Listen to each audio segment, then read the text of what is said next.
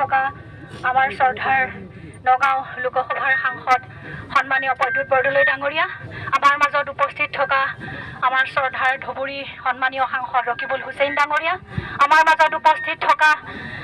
ৰূপহীহাট সমষ্টিৰ সন্মানীয় বিধায়ক নুৰুল বুদা ডাঙৰীয়া, আমাৰ মাজত উপস্থিত থকা বটদৰা সন্মানীয় বিধায়িকা সীতামণি বৰা বাইদেউ,